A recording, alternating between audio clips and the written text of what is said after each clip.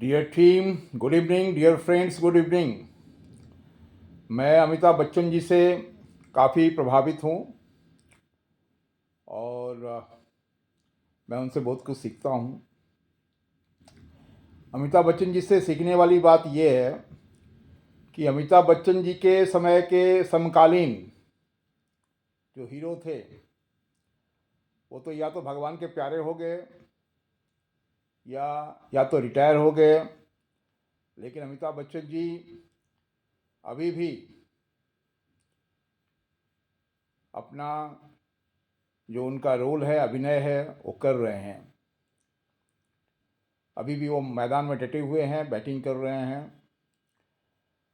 और अमिताभ बच्चन जी को भी ये रियलाइज हुआ कि पैसा सब कुछ नहीं है, लेकिन भगवान के बाद अगर धरती पे आपको ज़िंदा रहना है तो पैसा बहुत इम्पोर्टेंट है, महत्वपूर्ण है। वो कहते हैं ना, money is sweeter than Honey.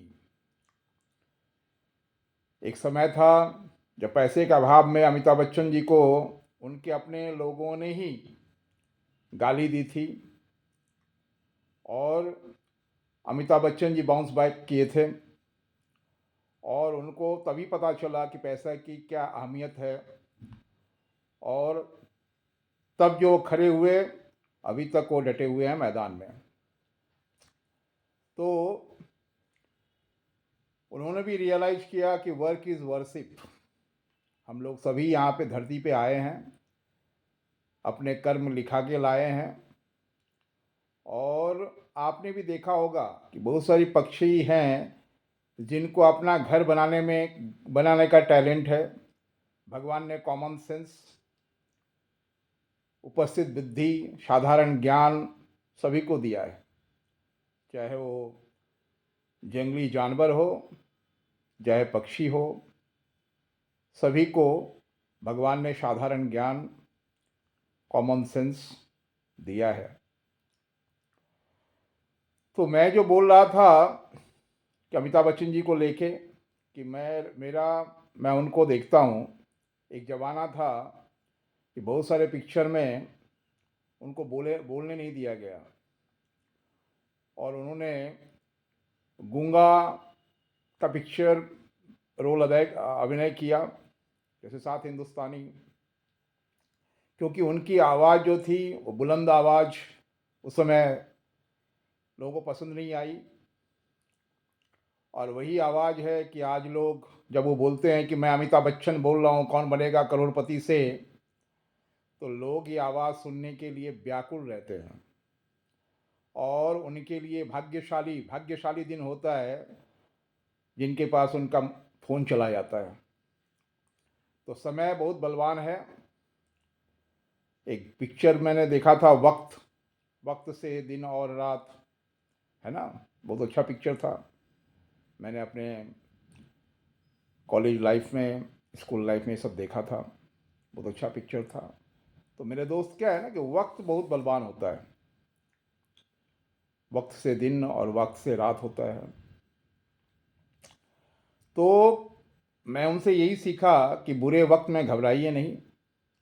और जो भी कर्म आप लिखा के लाए हैं, जैसे अमिताभ बच्चन जी अभिनय का काम करते हैं, मैं सेल्स और मार्केटिंग में हूँ। बहुत सारे लोग अलग अलग क्षेत्र में हैं, कोई इंजीनियर हैं, कोई डॉक्टर हैं, कोई चार्टर्ड अकाउंटेंट हैं, है ना, कोई मैकेनिक हैं, कोई ड्राइवर है, ट्रेन का ड्राइवर हो, चाहे पायलट हो, चाहे ट्रक का ड्राइवर हो। तो हम लोग सब ऊपर से लिखा के लाए हैं कि कौन कौन सा काम करेगा। जैसे कौवा भी, मैं कौवा से भी प्रेरणा लेता हूँ। वो सुबह उठ के 5 बजे, जब हम और आप सो रहे होते हैं, वो उठ जाता है और अपने ड्यूटी में लग जाता है, अपने गंतव्य स्थान पर चला जाता है। और कौवा को बोला जाता है स्वीपर बर्ड। कहीं भी अगर गंदगी है, आपने कोई कप फेंका है, तो निकल जाता है, कीड़े मकोड़े खा लेता है और परिवेश को, नेचर को साफ सुथरा रखता है। और स्वच्छ भारत का अभियान तो हमारे माननीय प्रधानमंत्री श्रीमान नरेंद्र मोदी ने भी शुरू किया। और यही कारण था कि कोरोना काल में काफ़ी कम क्षति हुई लोगों की, क्योंकि उससे पहले ही उन्होंने स्वच्छ भारत अभियान शुरू कर दिया था। तो हर चीज़ के पीछे एक मकसद होता है।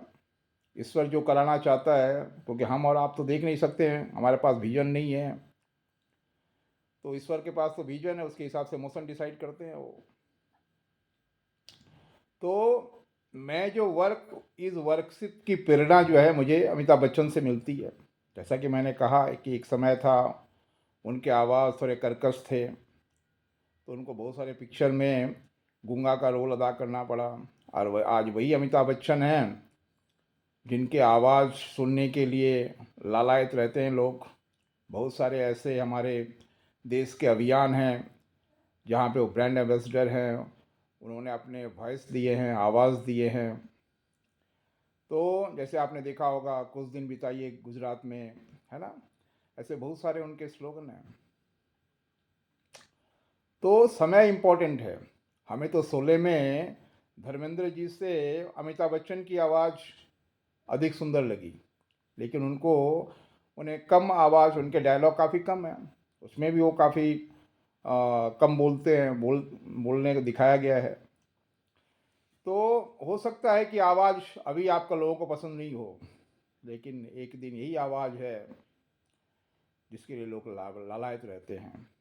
और सब ने अपने आवाज़ लिखा के लाए हैं।